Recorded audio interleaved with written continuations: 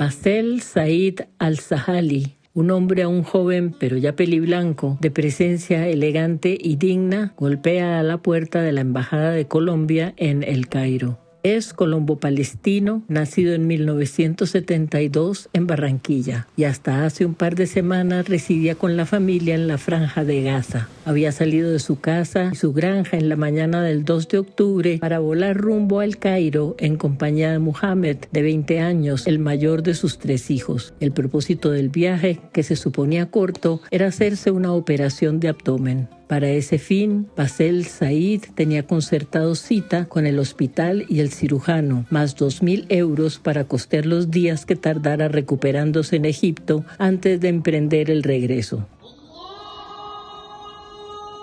Atrás, en su casa de Yan Yunes, al sur de Gaza, quedaban sus otros 2 hijos, Besam, de 16 años, y Ali, de 10. Su esposa, Samaje Ali al-Masri, se encargaría de la granja, un próspero negocio de venta de pollos que contaba con más de 10.000 aves. Lo que no esperaba el señor al-Sahali era que 5 días después de su partida y en vísperas de la cirugía, el 7 de octubre del 2023, se produjera el demoledor ataque de Hamas y la represalia desproporcionada de Israel, con un bombardeo sistemático que destruyó casas vecinas a la suya, haciendo que su mujer e hijos huyeran corriendo para refugiarse donde los padres de ella. A partir de ese momento, la familia al-Sahali quedó irremediable y angustiosamente dividida. Basel Said y Mohamed a salvo en el Cairo, mientras que el resto permanecía retenido en Gaza, sujeto a convertirse en cualquier momento en víctima de los ataques. Día a día la situación en Gaza se hacía más insostenible y la tragedia se multiplicaba bajo el incesante ataque. La cifra de muertes registrada se elevaba a 10.000 y seguía subiendo. Sin embargo, la verdadera cifra no podía ser conocida. Muchas de las víctimas yacían ocultas bajo los escombros y eran alimentos de los perros sin dueño que merodeaban por las ruinas en manada. La muerte no se medía ya con cifras, sino en la densidad del aire enrojecido por una brisa malsana que esparcía cenizas y olor a cadaverina.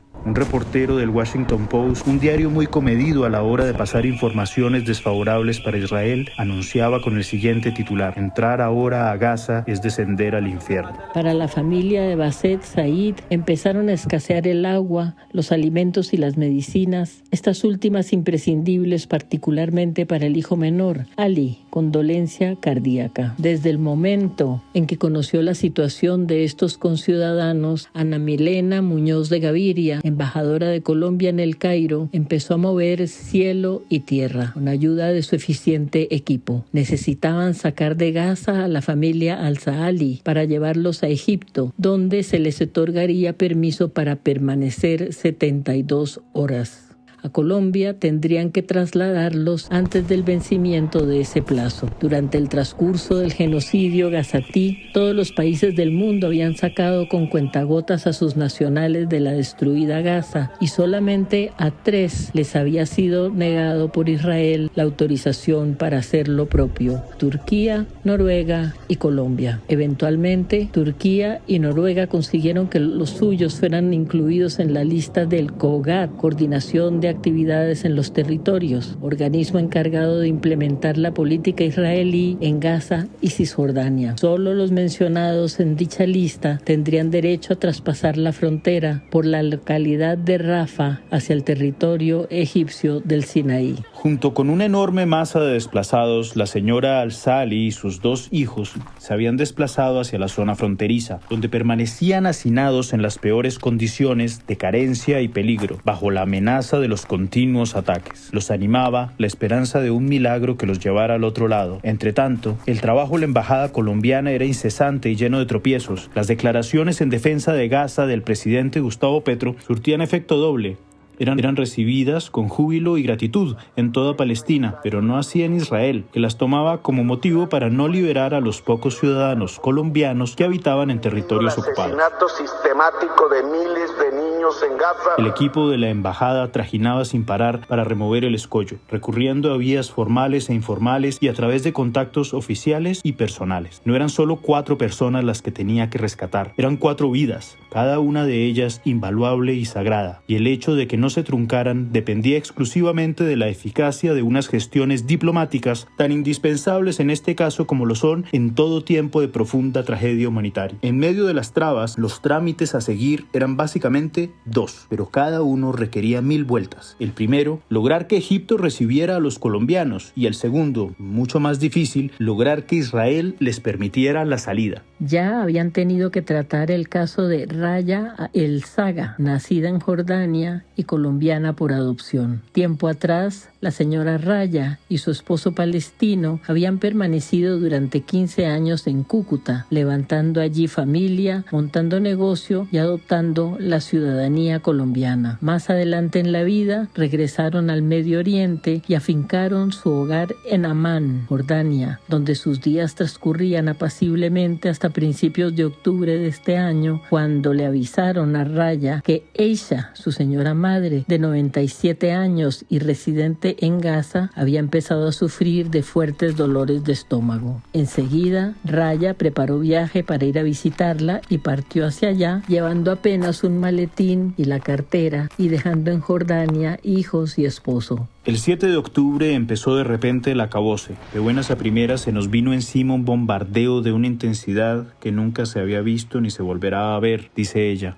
Una furia destructiva que no lográbamos comprender. El ruido era ensordecedor. Se desplomaban las casas vecinas y los fragmentos eran proyectados hacia nuestro jardín. Nuestros vidrios se reventaron. Los niños no pudieron volver a la escuela. Empezaron para nosotros el hambre y la sed. De nuestra bella Gaza no iba quedando sino la sombra. Durante las 24 horas del día nos aturdía el rugido de aviones y el zumbido de drones y no lográbamos dormir. En medio de la debacle, yo me sentía muy orgullosa de ser colombiano porque corrían de boca en boca las declaraciones del presidente Petro y la gente las vitoreaba y las agradecía, las entendía como señal de que no estábamos solos en nuestra tragedia ni abandonados del todo por la comunidad internacional. Raya vivía con la urgencia de regresar a Amán para tranquilizar a su familia, que dadas las dificultades de comunicación se mantenía en vilo preguntándose si ella estaría todavía viva. Así que tan pronto anunciaron que se había abierto el paso hacia Egipto el 1 de noviembre a las 3 de la tarde, ella cogió su cartera y se movilizó durante 10 horas por carretera, a riesgo de sucumbir bajo el bombardeo, hasta llegar a la localidad de Islam el Adha, vecina a la frontera. En casa de unos amigos le ofrecieron refugio enseguida, junto con otros 42 desplazados a quienes ya habían acogido. El grupo pasaba hambre y sufría de sed, pero al menos todos estaban juntos y se apoyaban los unos a los otros. La espera se hacía interminable.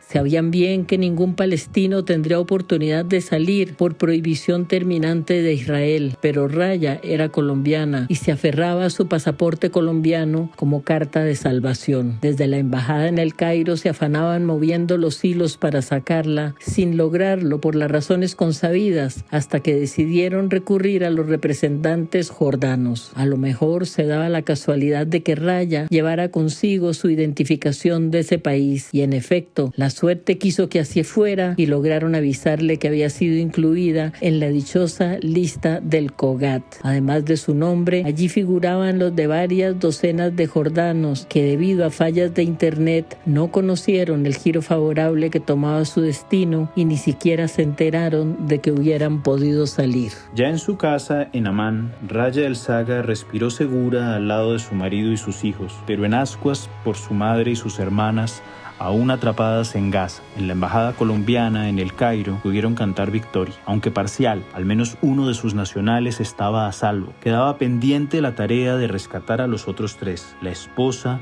y los 2 hijos del señor Basel Said al-Sahali. Con permanente angustia ante el riesgo que corren sus seres queridos, Basel Said se comunica con ellos cada vez que la endeble conexión de internet se lo permite, y así se cerciora de que siguen vivos, pero no sabe hasta cuándo lo lograrán. El bombardeo y los disparos son inclementes aún en los campamentos en zona de frontera donde se refugian. Pasan 3 y 4 días seguidos sin que se sepa de ellos. Finalmente, el gobierno israelí autoriza la salida del grupo con pasaportes colombianos, pero justo en el momento en el que todo parece solucionado y tras días y noches de agonía, cuando están a punto de dar el paso hacia el otro lado, se les viene el alma al piso. Por alguna razón desconocida, les anuncian que los hijos pueden pasar, pero la madre no. Los muchachos no lo piensan 2 veces. Ni siquiera lo consultan entre sí al momento de decidir. Sin nuestra madre, no vamos a ningún lado. Instante de extrema tensión y alarde de valentía. Besam y Ali dan un paso atrás y se alinean junto a su madre. Se quedarán acompañándolo en Gaza, pasara lo que pasara. Basel Said no ha podido someterse a su operación de abdomen, lo cual, sumado al estado de angustia, ha hecho que se debilite su salud. Ha tenido que gastar los 2.000 euros con los que contaba para una estadía supuestamente corta en el Cairo. Estoico y silencioso, aunque carcomido por la incertidumbre, espera en una sala de la embajada colombiana a que los trámites que allí afanosamente se adelantan le devuelvan a sus seres queridos. En la nueva tierra comenzarán otra vez. Pero no será fácil aterrizar con una mano adelante y otra atrás, sin conocidos, familiares, dinero ni equipaje, a duras penas con la misma ropa que llevan puesta desde hace 5 semanas. Basel Said suministra los datos que se le solicitan con voz serena, pero se viene abajo y rompe a llorar cuando le preguntan por el aniversario de matrimonio con su mujer. Me hace ilusión regresar a ese lugar donde transcurrieron los primeros años de mi infancia, dice, pero lo abruma la perspectiva de empezar de cero. Todo lo han perdido, su casa, su granja, su ciudad amada, toda una vida de trabajo. Tiene miedo de no poder comunicarse porque en Colombia de muy niño no alcanzó a aprender español. Más entusiasta se muestra su hijo Mohamed, estudiante de ingeniería, computación e inglés. Quiero llegar a Colombia, dice. Sueño con vivir en una sociedad más moderna y en condiciones de libertad. Echaré mucho de menos a mis amigos, pero con suerte allá podré retomar mis estudios y volver al gimnasio. Me gusta entrenar levantando pesas.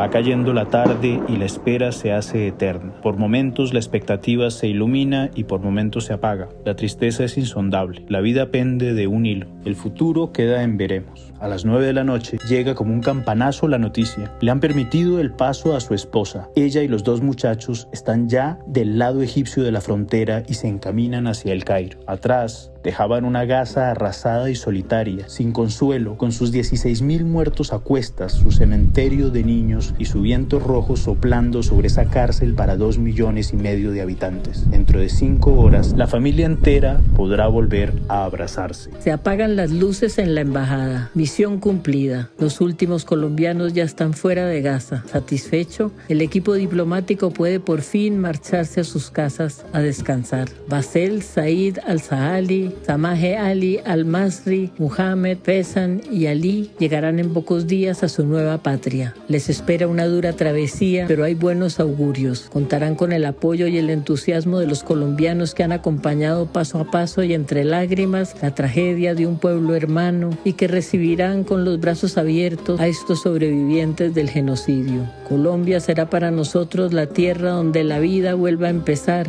dice Basel Said.